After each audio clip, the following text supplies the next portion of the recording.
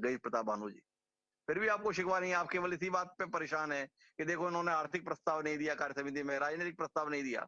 अरे इन्होंने तो आपका पूरा इंतजाम कर दिया प्रताप भानु जी।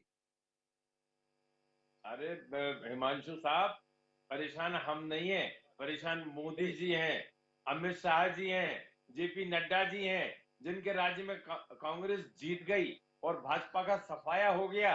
परेशानी तो उनके चेहरों पे नजर आ रही है। और देखिए आप, जिन जिन 9 राज्यों की चर्चा कर रहे हैं, एक राज्य में बीजेपी वापस आने वाली नहीं है।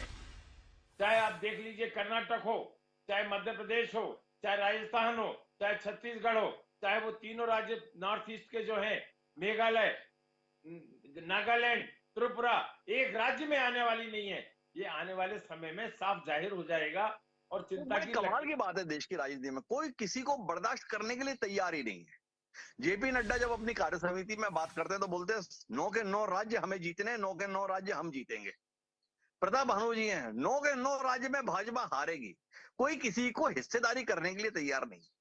मेरे साथ में वामपंथी विचारक बादल सरोज जी हैं, उनसे एक तो मैं इस संदर्भ में दृष्टि देना के आग्रह करता हूं कि ये कोई किसी को कुछ देने के लिए नहीं है तैयार। बादल जी, ये कितना जायज है? एक सवाल तो मेरा इस बात को लेकर है। दूसरा, ये जानने में मेरी दिलचस्पी है कि देश के सबसे बड़े राजनीतिक दल की 6 महीने के अंतराल के बाद में राष्ट्रीय कार्य समिति की बैठक, देश को संदेश देने की चेष्टा हुई। आम जनता ने क्या संदेश ग्रहण किया ये तो बात की बात है, पर आप जैसे विचारक क्या संदेश ग्रहण कर पाए, ये जानने में देश की दिलचस्पी जरूर रहती है, खासतौर पर आप जैसे बौद्धिक व्यक्तित्व की। तो ये 2 सवाल मेरे हैं। एक तो कोई किसी को कुछ देने के लिए तैयार नहीं, 9 के 9 भाजपा जीतेगी और प्रताप भानु जी का कहना है 9 के 9 भाजपा हारेगी, बीच में कुछ नहीं। क्या कहते हैं आप इसे, किस में भरोसा करें? नहीं, मैं तो इस पूरे फलसफे से ही सहमत नहीं हूँ। चुनाव जी जीतना या जीतना ही एकमात्र लक्ष्य नहीं होना चाहिए।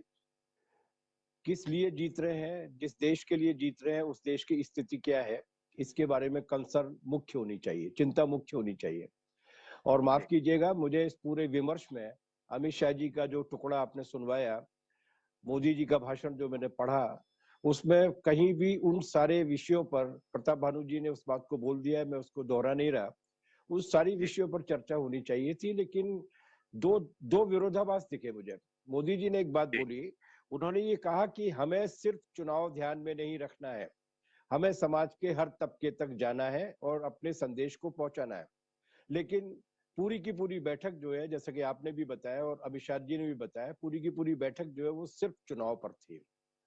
इसलिए हो सकता है कि चुनाव की रणनीति उनके लिए बहुत महत्वपूर्ण हो, लेकिन याद रखना चाहिए कि ये बैठक ऑक्सफैम की रिपोर्ट के अगले दिन हो रही थी। पूरा जी देश और पूरी दुनिया चिंता में थी, गैर बराबरी को लेकर, आमदनी को लेकर, जीएसटी को लेकर, उन संकटों को लेकर उस पर बातचीत हुई। मुझे लगता है कि चुनाव कौन जीते कौन नहीं जीते ये बहुत महत्व की बात नहीं है। महत्व की बात यह है कि हम एक कदम आगे बढ़े या 2 कदम पीछे हुए। जहां तक नड्डा जी का प्रश्न है, मुझे नहीं लगता कि ये कोई बहुत ज्यादा गंभीर बात है। ये चुनाव, पिछला चुनाव मोदी जी के नेतृत्व में लड़ा गया था, अगला चुनाव भी मोदी जी के नेतृत्व में ही लड़ा जाएगा। इसलिए जेपी नड्डा साहब रहते हैं या उनकी जगह कोई दूसरा आता है, ये बहुत महत्व की बात नहीं है, लेकिन थोड़ा चौंकाती जरूर है कि भारतीय जी जनता पार्टी, जिसके पास इतने सारे नेता है, जिसके पास इतना पैसा है कि अगर वो सक्षम नेताओं को दूसरे दलों से लाना चाहे तो ला सकते हैं, उनके पास कोई ऐसा व्यक्ति नहीं मिला जिसे वो नेतृत्व में लाते और नड्डा जी को थोड़ी देर के लिए विश्राम देते।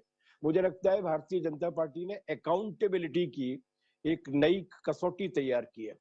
गुजरात का जिक्र कर रहे थे अमित शाह जी, नड्डा जी ने 2 राज्यों में प्रचार किया है जम के, एक एक गली में गए हैं। एक का नाम है हिमाचल प्रदेश, जिसके बारे में आप बोल चुके, और दूसरा है दिल्ली, जिसके बारे में आपसे उल्लेख छूट गया। और दोनों ही जी जगह उनकी निर्णायक पराजय हुई है। इस पराजय के बाद भी अगर बीजेपी उनको कंटिन्यू करने की सोचती है तो ये उनकी विजडम है, उनकी पार्टी है, वो फैसला ले सकते हैं। लेकिन इस बैठक ने इसलिए निराश